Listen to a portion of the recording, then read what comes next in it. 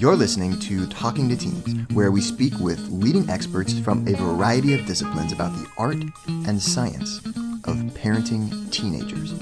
I'm your host, Andy Earle.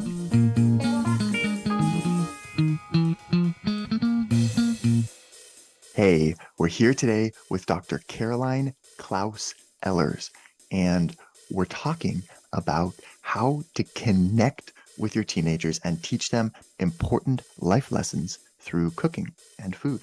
Dr. Clauss-Elhers is an award-winning psychologist, and she's internationally known for her research and writing focused on supporting children, adolescents, and their families. She's also a professor at Long Island University, Brooklyn. She teamed up with her husband, Julian, who's a professional chef, to create a book of recipes and activities specifically for families to do together. The book is called Eating Together, Being Together: Recipes, Activities, and Advice from a Chef Dad and Psychologist Mom. Caroline, thank you so much for coming on the show today.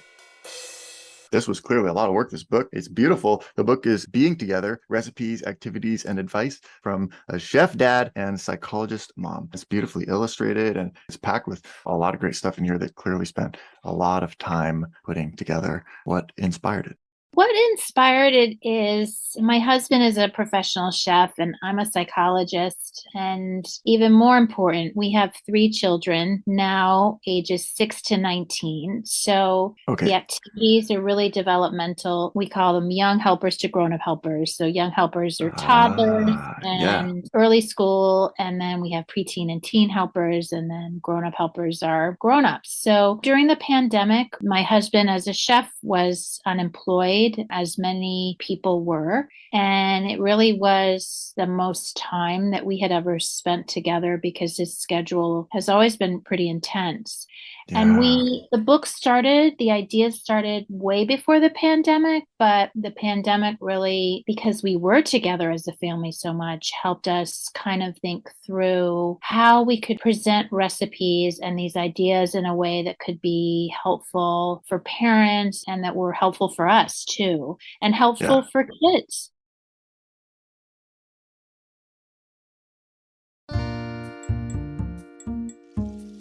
Yeah, I like it because it really does bring together the psychology of what your kids are going through and also the food component. And there's something about connecting over food is so human, and families, it's just something that we do. It's really natural. And I think that's also something really powerful about what you've done here is taking something that we're already doing together, but really made it a lot more intentional. You're talking about how you can kind of explore different issues with your kids through food and through the process of making different foods, and have sort of suggestions about not just, hey, add 2 cups of flour, but really sort of a deeper level, which is really cool. That just evolved naturally in your family from having your background in psychology and your husband's culinary background just melding together, or where did that come from? That's a great question. I think it came from really just trying to figure things out as parents. Yeah. And just to be fully transparent, I am really not that good in the kitchen and I'm not that good of a chef. So I Okay. kind of needed some help. And then we just started thinking about how our kids, and our 2 oldest are 17 and 19 now, they've always been in the kitchen and cooking, and how that's been a way for us to connect with them. And now our youngest, he's 6, he loves mixing and cooking, and there's so much math and cooking that kids learn. And so it Yeah. really just was a way for us to kind of think through what we were living and experiencing.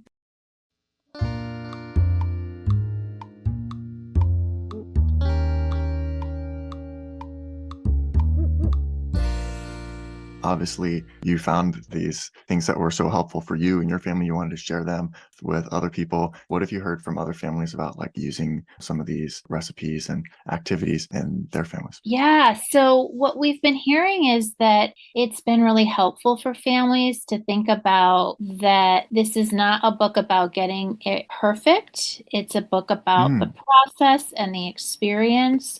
So, I'm really glad you mentioned the illustrations, and I appreciate your doing that. We intentionally didn't have photographs because Photographs are beautiful. However, for this kind of book, it would suggest like what you make has to look a certain way at the end of it. Yep. And in fact, some of the illustrations, it's like, let's show the mess in this. Mm. Life is messy and parenting is messy and being a kid is messy. And so what we've been hearing is it's okay. You have Mm. permission to explore and make mistakes and not be perfect and learn from that. Yeah.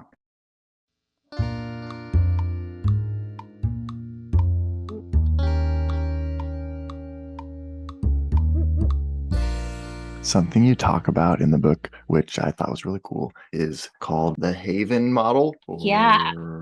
which is hearing with no agenda, anticipating the moment, validating empathy, and not jumping in to solve a problem. I like that a lot. Are these things that you would do in order, or are these things you would do kind of like all at the same time? Sure. Well, I'm really glad that you mentioned that model that we talk about in the book. And we put that in the chapter on meat and chicken recipes. When we think about meat and chicken, we think about that being kind of like a foundational kind of food that families eat.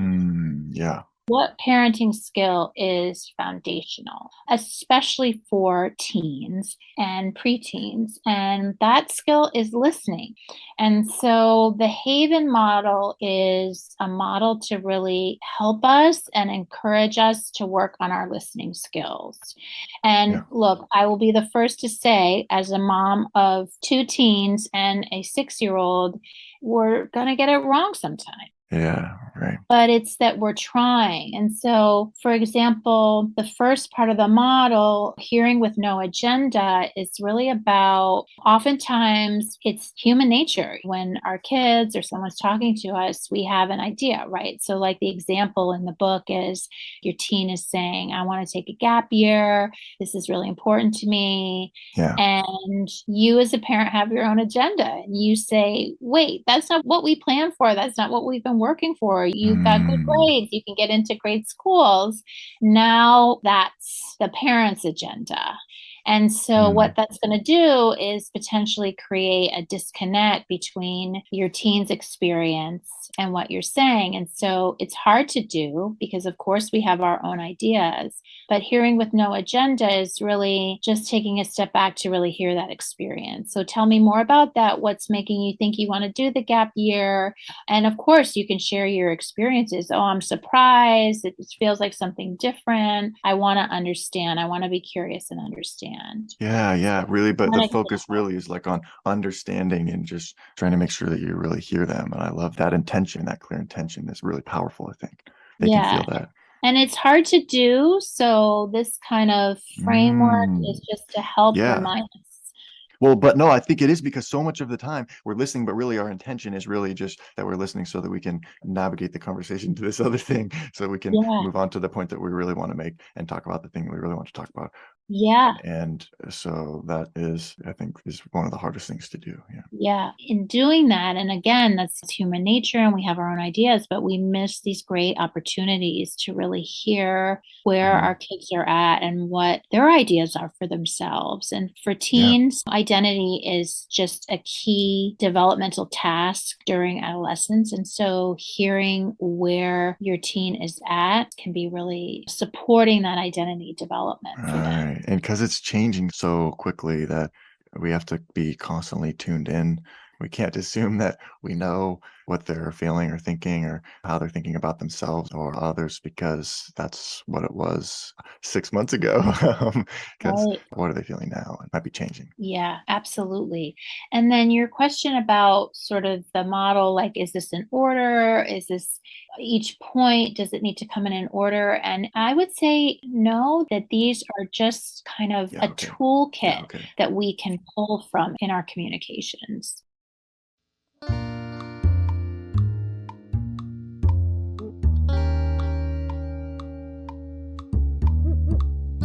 when you're talking about validation, you talk about DBT, Yeah. dialectical behavioral therapy. That's what I hear about. Yeah.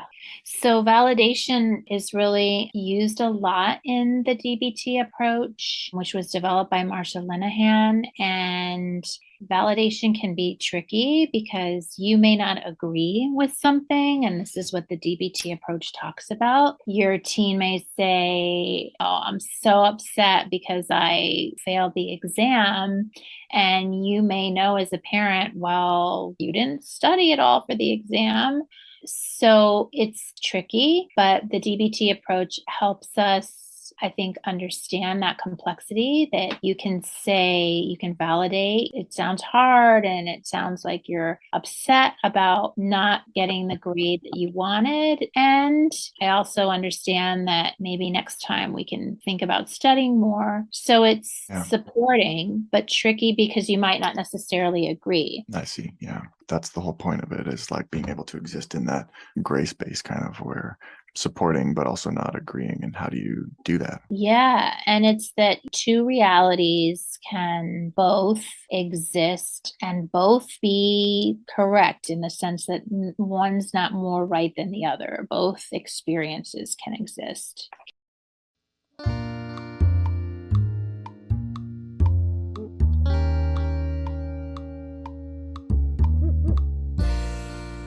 And is that as simple as really just verbalizing both of those things, that this isn't what you would hope or want, but that you really do support them and going through it and want to be a resource for them? What kind of language would you use, you think, for a situation like that? Yeah, I think it's a great question. And I think the language is to really try to speak to both experiences Totally. and Yeah. validate both experiences and let both experiences exist. So maybe the language would be something like identifying what those experiences are. And then, of Mm, course, trying to have a conversation about the feelings around those experiences. Like, how are you feeling that you're not happy with your test result? Or what is that like for you? So I think to open up the conversation to talk about feelings is another way we can use language to kind of talk about those complicated situations. okay. Yeah. Getting to talk about how they feel about what happened. Absolutely.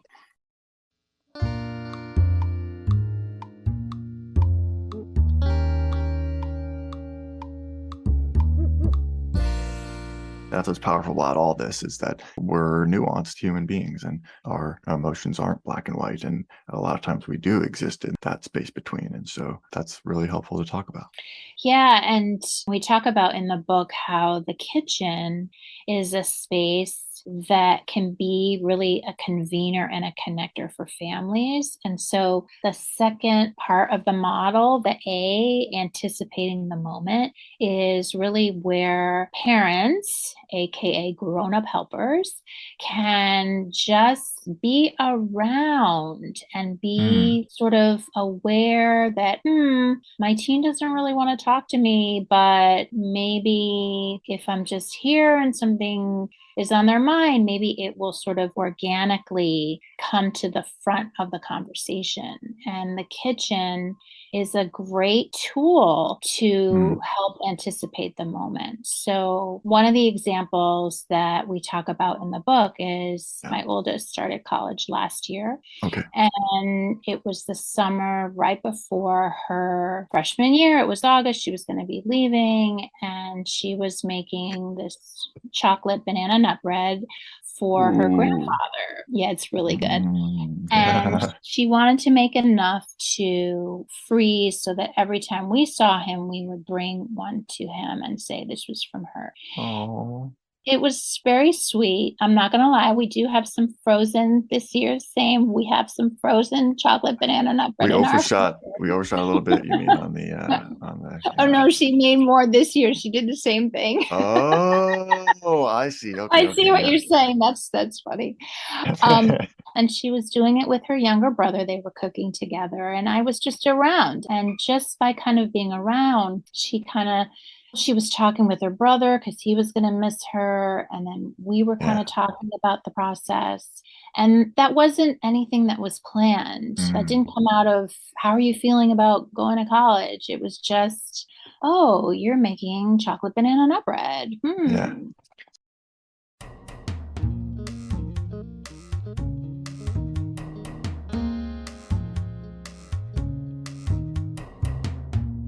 One thing that you talk about in the book that I thought was really cool is how sometimes when our brains are in a little bit of a fog or be feeling forgetful or our days aren't kind of going how we wish they would. And you have a section here about how during adolescence, different parts of your brain, specifically the part that deals with emotion and thinking, are still learning how to communicate with one another. And you say in the book that talking about it can bring relief, talking to a trusted grown-up helper or friend about what's upsetting you. So I was curious, as that trusted grown-up helper or friend, what to think about for those kind of conversations. Yeah, so we have a lot of research now about brain development, and our brains are developing until like our mid 20s, 24, 25.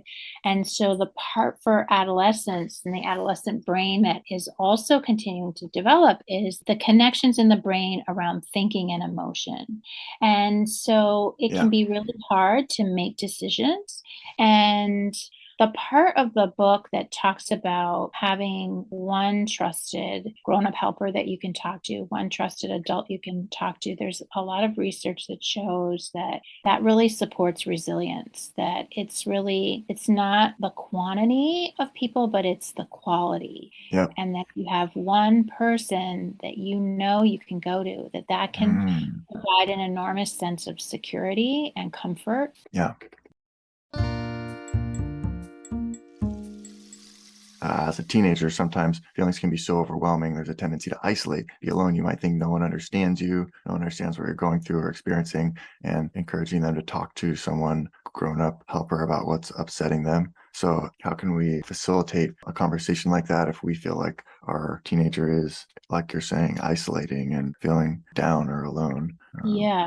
And the sort of a context for this is that the pandemic, from data, that the pandemic led to an increase in depression and anxiety among youth that was like a Mm, 50% increase globally. And the pandemic, when we think about adolescent identity development and the importance of peers, this is the time when friends and friendships are so important.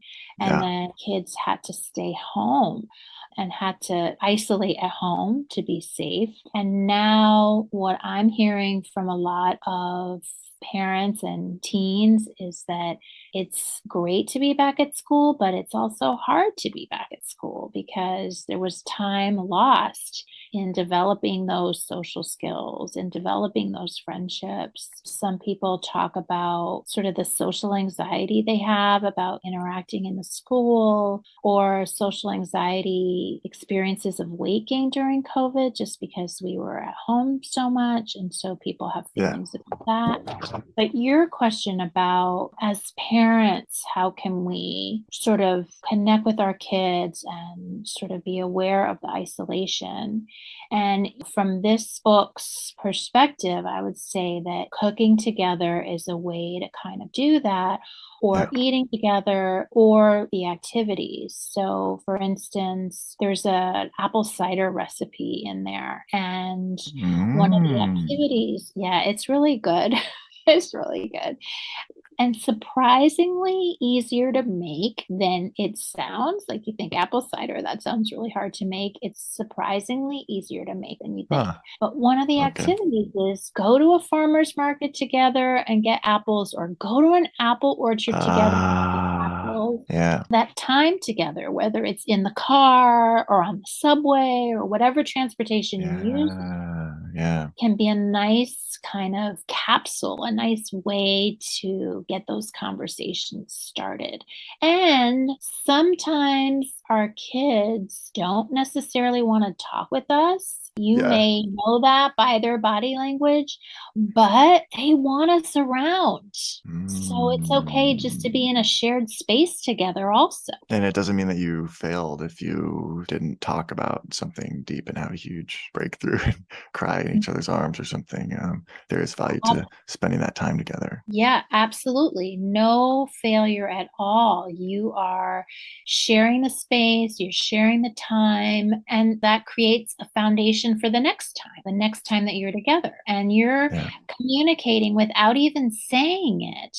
And we talk about saying things without saying them. You're communicating that you are there. When there is a time that your teen wants to open up to you, you're there, you're ready. Yeah. Yeah, I love that. Apple cider sounds good. Sounds like a fun weekend activity. It's a fun weekend activity. We are in apple picking No, it's season. perfect time of year. Yeah. Just thinking the Great same time thing. of year. I've had so many important conversations in the car with my kids. Like just Yep. I'm driving and then just stuff comes up in the car. So you can have whole conversation on your way to the Mhm. apple orchard, or if you don't have a car, going on the subway to the farmer's market or walking to your local Mm. farmer's market. There's lots of opportunity there for conversation, just being ready to have those conversations. We're here today with Dr. Caroline Clauss-Elhers talking about how to connect with teenagers and teach them important life lessons through food. And we're not done yet. Here's a look at what's coming up in the second half of the show. The teen activity is to squash those whole plum tomatoes with your Yeah. hands. And every time you squash those tomatoes, you get out a frustration or something you're upset about. Mm. I asked my son if he wanted to do it. He did not want to do it. He didn't want to squash the tomatoes. Fine, Oh, no problem. So I did it. okay. Wash your hands first. I did it. And I'm telling you, it was like that was very cathartic. Your teen may very well say, please don't do that, mom. That would be like really cringy and embarrassing. Yeah. And so to not necessarily have a solution, but to say, oh, this is so painful. It really is unfortunate. And it really Yeah. is so sad. And at the same time, you got to go to school. And so, what are some ways that we can try to help you manage some of the dynamics in the classroom? It's never too late to start the process with your teen. And one way is not putting on chores or making it seem like a chore, but say, hey, what would you like to cook together? Or what would you like to make together? Yeah. Give them some agency. Yeah, yeah, totally. I mean, I loved Yeah. your story that you said your dad was like, "Oh, we have this butternut squash. What can we do with it?" And you're like, "Oh, here's the Hey, recipe." I just got a cookbook. I'm interviewing this lady. Yeah. Want to hear the full interview? Sign up for a subscription today. You get access to all the interviews I've conducted, as well as new episodes weeks before the general public. It's completely affordable, and your subscription helps support the work we do here at Talking to Teens. Thanks for listening. I'll see you next time.